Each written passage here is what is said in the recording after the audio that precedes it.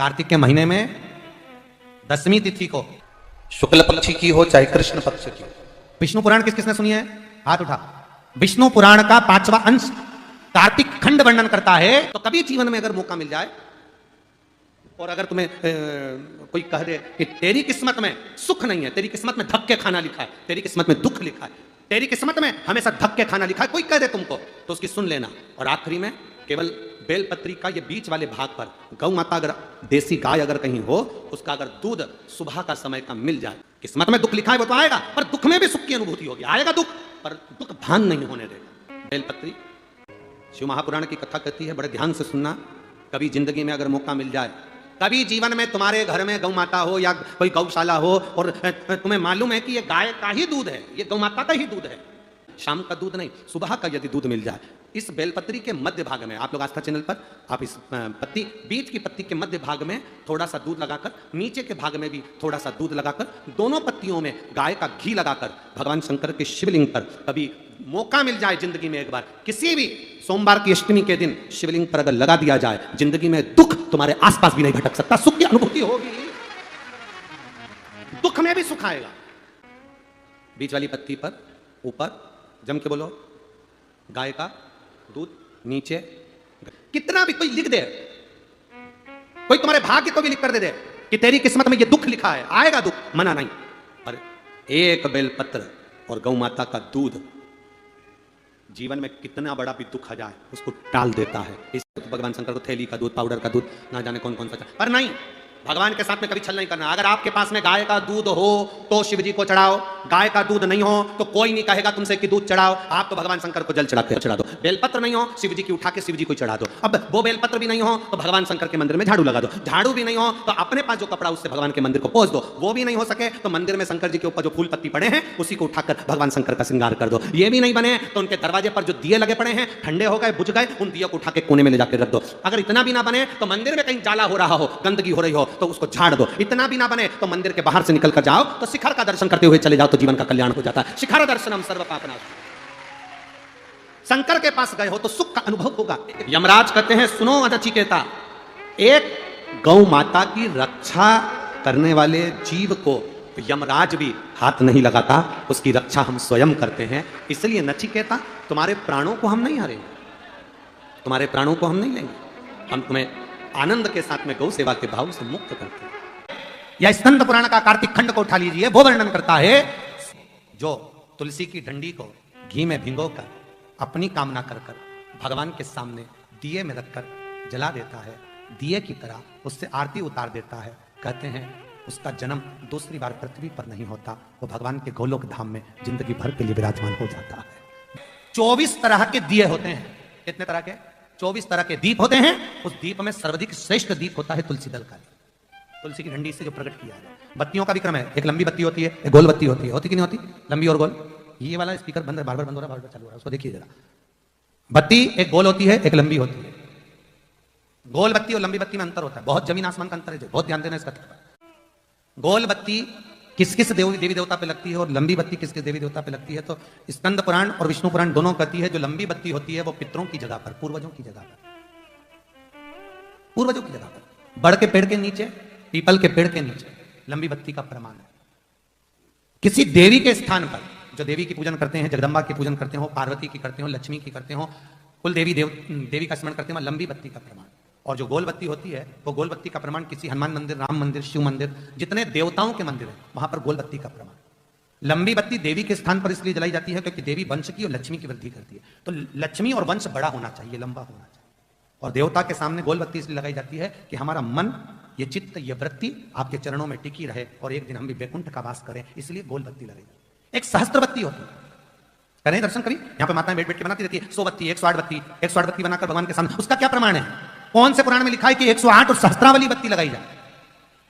तो स्कंद पुराण में कार्तिक खंड के अंदर स्पष्ट किया गया, सहस्त्रावली बत्ती, 108 लंबी बत्तियों का जो प्रमाण है वो कहते हैं कि जिस व्यक्ति ने किसी तीर्थ को ना करा हो, पूरे तीर्थ नहीं गए हो, सारे तीर्थों का स्नान नहीं करा हो, किसी तीर्थ में दर्शन करने से वंचित रह गए हो, तो 108 बत्ती की एक बत्ती बनाकर किसी नारायण के मंदिर में, शिव मंदिर में, देवी के मंदिर नहीं, केवल देवता के मंदिर में अगर उसको घी में भिगोकर प्रज्वलित कर दिया जाता है तो सारे तीर्थों के दर्शन का फल उस जीव को प्राप्त हो जाता है। शंकर जी का नाम बटकेश्वर महादेव पड़ा।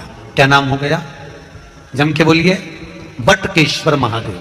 फिर से बोलो, बटकेश्वर महादेव। एक बात याद रखना, अगर हमारे व्यापार नहीं चल रहा हो, दुकान धंधा पानी नहीं चल रहा हो, दुकान पर 24 घंटे बैठो तो व्यापार नहीं होता, घर में लक्ष्मी नहीं टिक रही हो, पैसा नहीं आ रहा हो, तो बड़ के पेड़ के नीचे, पीपल के पत्ते के ऊपर, बड़ के पेड़ के नीचे की मिट्टी को गीला कर कर पीपल के पान पर, पीपल के पत्ते पर एक शंकर जी के शिवलिंग का निर्माण करो। क्या बनाना है? शंकर भगवान का शिवलिंग। शिवलिंग बनाकर उसकी बटकेश्वर महादेव के नाम से पूजन करो। 7 बार कच्चा दही चढ़ा दीजिए। उस दही को थोड़ा सा चम्मच में उठा लीजिए। उस दही को लाकर जहां तुम्हारा व्यापार है, जहां तुम कमाने के लिए बैठते हो, दुकान पर बैठते हो, उस दुकान पर उस दही से स्वस्तिक बना दीजिए। और इस पीपल के पत्ते पर जो बटकेश्वर महादेव का तुमने निर्माण करा है, इसको ले जाकर विसर्जन कर दीजिए। आपकी दुकान 3 महीने के अंदर धड़ाके से चलना प्रारंभ हो जाएगी महाराज। लक्ष्मी की कभी कमी नहीं आएगी। यह बटकेश्वर महादेव का पूजन है। एक शमी का पौधा ऐसा होता है जो योनियों में, वृक्ष की योनि में अंतिम योनि पर लाकर रुक जाता है। कौन सा? शमी। इसलिए पंचदशमी पंच शनि पूजन की महत्वता होती है। क्यों कहा जाता है कि अगर कोई आपको ज्यादा परेशान कर रहा है, बहुत टेंशन दे रहा है, बहुत ज्यादा अगर वो इतना हताश हो गए कि आपने सोच लिया अब तो मर जाऊं तो अच्छा है, इसका नाम लिख जाऊं, ये सब चीज करने से अच्छा है 5 दशमी। दशमी जानते हो? 5 दशमी, कोई सी भी 5 दशमी आप चुन लीजिए, परंतु वो दशमी अमावस्या के पहले वाली नहीं होना चाहिए, वो पूर्णिमा के पहले वाली दशमी। 5 कोई सी भी दशमी पर शमी के वृक्ष के नीचे जाइए, घी का दीपक लगाइए, शुद्ध जल तांबे के पात्र में लेकर जाकर अर्पित करिए। पहले दीप जलाना, उसके बाद शमी के पौधे में जल डालना और पौधे उस वृक्ष के नीचे बैठकर जल चढ़ाकर वहीं पर एक चावल का दाना समर्पित कर कर बाबा से प्रार्थना करना कि बाबा मुझे बहुत कष्ट है, ये मेरा एक तकलीफ मुझे दे रहा है, बस आप मेरी तकलीफ को दूर करना। शिव की ऐसी कृपा होगी। 5 शमी पूजन, जब विजय दशमी के भाव से, दशमी आपके यहां पर भी पूजन होती, विजय दशमी पे हमारे यहां शमी के पत्र की बड़ी पूजन का महत्व है। 5 दशमी 5 शमी पूजन कर ली जाती है तो जो भी आपका द्रोही होता है वो आपसे दूर हो जाता है या आपसे स्नेह कर कर आपके करीब आ जाता है। ये शमी पूजन वृक्ष योनि के अंतिम योनि का पूजन। सारे वृक्षों पर पत्थर पड़ जाते हैं, पर शमी के पौधे पर पत्थर किस लिए हम मारेंगे? कौन मारेगा? उसमें तो कांटे लगे रहते हैं, कौन मारेगा उसको? क्या कांटा झड़ाएगा पत्थर मारकर? नहीं। हम तो यहां तक कहेंगे कि शमी की आराधना साधना आपके द्रोहियों को, दुश्मनों को भी दूर कर देती। और मेरी जीजियों, मेरे जीजाओं, मेरी बेटियों, बेटाओं, मेरी माताओं, मेरे बुजुर्ग माता पिता, स्मरण करें, जब जब यदि आपका हृदय दुखे, मन दुखे, तो एक शमी की पत्ती को शंकर के शिवलिंग पर जरूर चढ़ाएं, सारे दुख अपने आप समाप्त होना प्रारंभ। शमी का तो कोई कहे क्या वृक्षों में, पौधों में, पत्तियों में भी क्या, ये वृक्षों के अंदर भी क्या जीव होता है? क्या इसमें भी प्राण होते हैं? होते हैं, इसमें भी प्राण है। ये भी ऑक्सीजन लेना छोड़ना सब कार्य इनका चालू है। ये भी जीवित है। जल नहीं मिलेगा मर जाएंगे, जल गया समाप्त। शिव की उदारता किसको कहते हैं? शंकर की करुणा किसको कहते हैं? शिव उपासना किसको? शिव दिखने लगे हर जगह, हर घड़ी, हर पल, हर क्षण। विश्वास यदि शंकर पर है तो शिव दिखता। शिव के बिना कुछ नहीं दिखता। कूप है 5 जो तीर्थ हैं, इसमें जो जल है, जल के अंदर एक एक मगरी रहती है। मगरी मतलब मगर की पत्नी। मगरी इसमें रहती है। वो मगरी जो अंदर जाता है उसको खींच लेती है, खा जाती है। पर अर्जुन ने हाथ जोड़कर संतों से कहा कि मैं बिना तीर्थ के यहां से जाऊंगा नहीं, स्नान तो मैं करूंगा कुंड में, शिव की आराधना करूंगा। अर्जुन, वो मगरी तुम्हें खा जाएगी। अर्जुन विचार नहीं करे रत्ती भर भी। स्कंद पुराण का कुमार खंड कह रहा है कि अर्जुन चलते चलते उस पहले 5 तीर्थ थे, 5 तीर्थ में से एक तीर्थ पर अर्जुन ने हाथ जोड़ा, नमस्कार किया, प्रणाम कर कर हर हर महादेव जैसे ही बोले और अर्जुन उस तीर्थ में कूद गए। जैसे ही अर्जुन तीर्थ के अंदर कूदे, वो मगरी ने पकड़कर खींचना प्रारंभ किया। वो अंदर ले जा रही है, जैसे ही अंदर ले जा रही थी, अभी अर्जुन का पांव पकड़ा था, अब अर्जुन के जंघा को पकड़ा, कमर को पकड़ा, और पकड़ते सी अर्जुन के हृदय के पास पहुंची और शीश पकड़ने वाली थी कि जिस शीश पर शंकर जी का छीटा, शंकर जी का चढ़ा हुआ जल का प्रोक्षण पड़ा था, वो बूंद उस मगरी को पड़ गई और मगरी अप्सरा बनकर बाहर निकल गई। अर्जुन भी बाहर थे, वो मगरी भी अप्सरा बनकर बाहर, बिल्कुल सुंदर स्त्री बनकर, बहुत सुंदर स्त्री बनकर बाहर।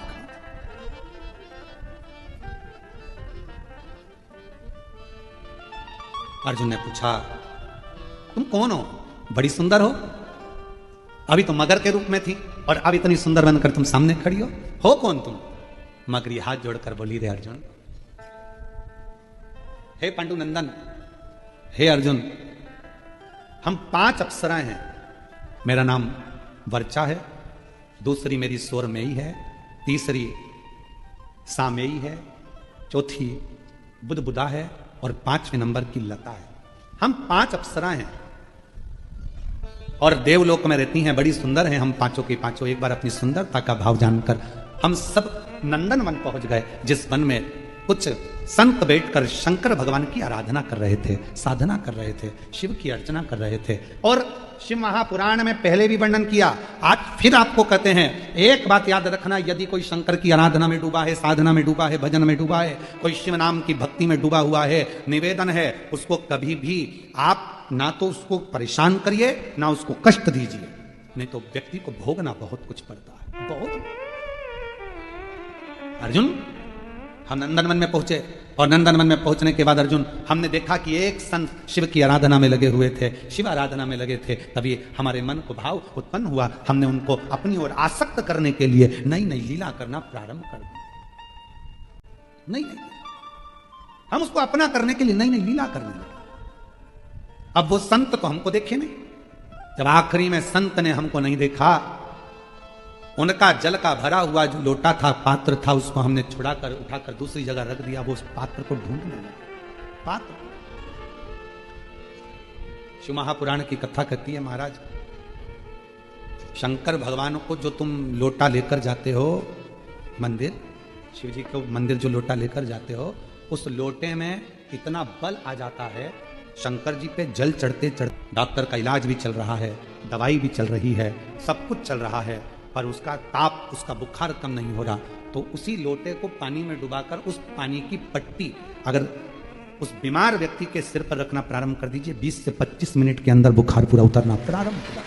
वो पात्र, वो लोटा भी तपवान हो जाता। अभी तक अप्सराओं का कुछ नहीं बिगड़ा था, अभी तक अप्सराओं का बाल बांका नहीं हुआ था, संत को अपनी ओर आसक्त कर रही थी, अप्सरा का कुछ नहीं बिगड़ा था, अभी तक कुछ भी नहीं बिगड़ा, कुछ भी नहीं। उन अप्सराओं का कुछ भी नहीं गया, उन अप्सराओं का कुछ भी नहीं बिगड़ा, पर अब वो अप्सरा, अभी तक उनका कुछ नहीं बिगड़ा, कुछ भी।